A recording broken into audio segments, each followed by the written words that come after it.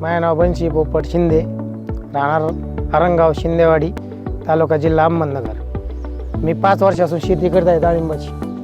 डाळिंबाची शेती करत असताना भरपूर अडचणी आल्या. कुठं बासका आहे, कुठं तेल आहे, कुठं काय. 2-4 वर्षापासून तर म्हणजे 2 वर्ष तर वैतकूनच गेलो आम्ही. 2 वर्षापासून रिजेक्शन भरपूर निघायचं. काही माल कमी जायचा मुंबईला. जिओचं आम्हाला थोडं रेट बी व्यवस्थित भेटला आणि चांगलं मशीन वाटलं. म्हणलं चला त्याचं सब युनिट बसून टाकलं आम्ही. तर त्याच्यानंतर आम्हाला खाली पाण्याचा मॉइश्चर चांगल्या प्रकारे कळायला लागला. ज्यावेळी मॉइश्चर ओके निघल्यामुळं फळाची डाग येण्याची क्षमता कमी झाली किंवा मग जास्त ह्युमिडिटी आलेलीच कळत होतं आम्हाला. आणि पाणी किती द्यायचं, पाणी प्रमाणात द्यायचं, पाणी जर जास्त झालं तर फळाला डाग येतात. त्याचा आम्हाला अभ्यास आम्ही केल्यावर आम्हाला लक्षात आलं बुवा. त्याच्यानंतर आम्ही काय केलं, मग सुरू केल्यानंतर मग ती बसवलं. परत 1 वर्ष मागच्या वर्षी थोडासा फार आम्हाला त्याचा चांगला फायदा झाला. तर ह्या वर्षी अतिउत्तम फायदा झाला. त्याच्यामध्ये आम्ही फळाची संख्या, आमची साईज, सगळं ग्लेजिंग, चमक, शायनिंग ह्या पाहून सगळ्या फळाची वाढली गेली. आणि आम्हाला मागच्या वर्षी 2 वर्षापासून चांगला पैसे बी व्हायला लागले. बाजार चांगले भेटायला लागले. आणि बाजारात आमचं थोडंसं तिथं नाव मानण्यापेक्षा काय बघ स्थान भेटलं.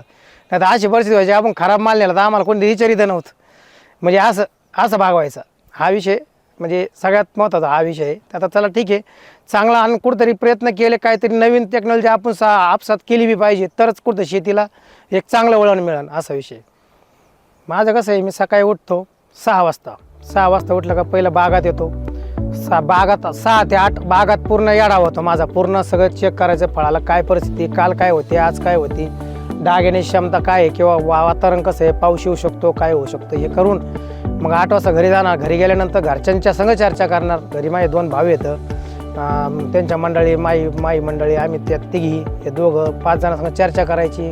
आज काय नियोजन करायचं, आज काय रूपरेषा आहे कामाची, आज गवत काढून घ्यायचं किंवा आज नवती काढायची किंवा आज सूट काढायची किंवा काय बा समजा आज काय एखादा स्प्रे मारणार आहे, मग त्याचं नियोजन आम्ही सगळं करून मग परत निघायचं. सगळं उरकलं का मग परत बागेत यायचं. बागेत आलं मग काहीच नियोजन ते लावून मार्गी लावायचं.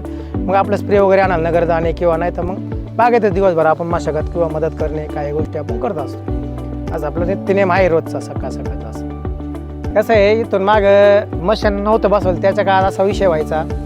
कधी मोटर चालू करून दिली, मग ते 5-5 तास मोटर चालायची, 6-6 तास मोटर चालायची. चला लय पाणी लागतं, अति पाण्यात डाळिंब आहे, असे काही आमच्या चुकीचे भ्रम असल्यामुळे आम्हाला ते पाण्याचा बॅलन्स कळत नसं.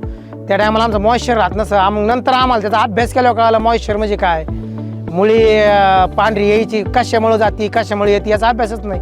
जेव्हा मशीन लावलं आम्हाला कळालं मॉइश्चरपणा काय असतो, मॉइश्चर किती असला पाहिजे.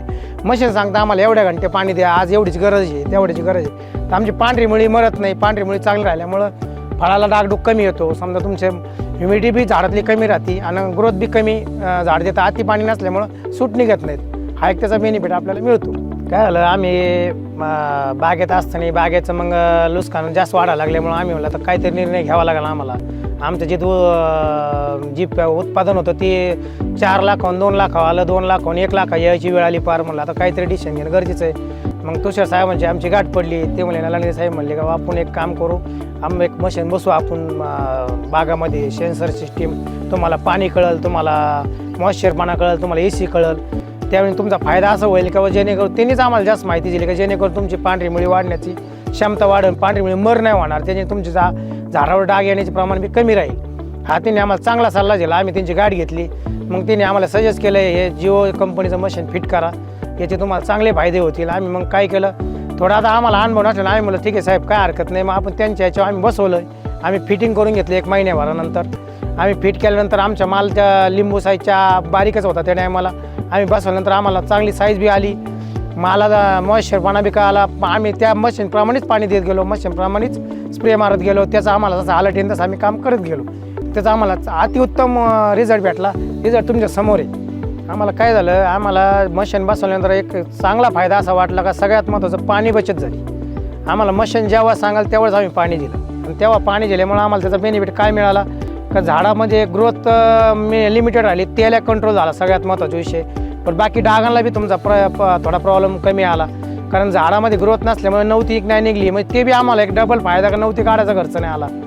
आणि दुसरी गोष्ट आमचं जे 2 शेततळे होते तर 2 शेततळे मागच्या वर्षी पूर्ण दिवसात संपून जायचे, आता अर्ध शेततळे शिल्लक आहे. मग ते एक आम्हाला बेनिफिट भेटला. अति पाणी स्टोअर करून ठेवायची गरज नाही पडली आम्हाला. हा सगळ्यात मोठा आम्हाला त्याचा फायदा चांगला मशीनचा झाला. ज्या टायमाला मशीन फिट केलं आम्हाला काय व्हायचं बुवा आम्ही कधी मग 5 तास पाणी द्यायचो, कधी 4 तास पाणी द्यायचो. त्याचा आम्हाला अंदाज येत नसं. मग आता मशीन आम्हाला सांगतं बुवा साधारण आता 2च तास पाणी द्या, आज 2 तास पाणी देईल तुमचा आलट आज 2च तासाचा 2च तास पाणी द्यायचं. मग ती कधी 4-8 दिवस पाणी सांगत नाही, 8 दिवसांनी सांगतं 2 तास पाणी द्या, 4 तास पाणी द्या. मग त्याला जशी ताण लागेल तसं ती पाण्याचं आपल्याला रिक्वायरमेंट करतं. मग ते आपण तेवढंच त्याला पाणी देण्याची गरज आहे. नाही तर आपण काय होतं मोगाम ढोगमळ पाण्याने आपण काम कसे करतो, आज दिलं का दिसाड पाणी द्या, दिसाड पण त्याचा हिशोबच नाही, खाली किती पाहिजे, किती जाते, काय स्टोअर होतंय नाही होतं याचा काही अभ्यास राहत नव्हता. हे आम्हाला तोटा व्हायचा. मग जिथं आमची लाख रुपये पट्टी लागायची, आज ती पट्टी 2-2.5 लाखावर गेली. म्हणजे तिथं आमचा बेनिफिट आम्हाला झाला.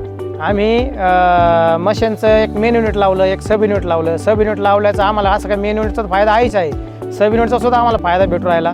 आम्हाला सॅटेलाईटवरून त्याचं माहिती भेटते, रोग किडी पाणी किंवा हे काही गोष्टी जे आम्हाला मोबाईलवर बी भेटतात. मोबाईलवर सगळं दिसतं, आम्हाला अलर्ट बी येतो, आज हा स्प्रे मारा, याचं वातावरण झालं आहे त्याचा स्प्रे मारा. सब युनिटचा सुद्धा चांगला फायदा आहे. असं काय म्हणजे त्याच्यात सुद्धा बेनिफिट चांगलं भेटतं. प्रत्येक शेतकऱ्यांनी ते लावलं पाहिजे. आज कुठंतरी आधुनिक शेती गेली पाहिजे तरच शेतीवाला शेतकरी जगणार, नाही तर शेतकरी जगणार नाही. ही परिस्थिती सगळ्यात महत्त्वाचा विषय आजच्या डेटला. कुठंतरी आपल्या मागची शेती पुराणी शेती सोडून देणं गरजेचं आहे. असं माझं तर असं मत आहे, प्रत्येक शेतकऱ्याने हा युनिट लावलं पाहिजे. ज्याचं छोटं क्षेत्र आहे त्यांनी छोटं युनिट लावा, ज्याचं मोठं क्षेत्र आहे त्यांनी मोठं युनिट लावा. पण शेतकऱ्यांनी युनिट हे लावणं गरजेचं आहे. जिओ ही कंपनी चांगलं, मला तर सपोर्ट बी चांगला आहे. मेंटेनन्सला बी माणसं 1 सेकंदात फोन केला तरी कमीत कमी 1 दिवसात 2 दिवसात माणूस येऊन ती रिपेअर करून जातात, फिट करून जातात.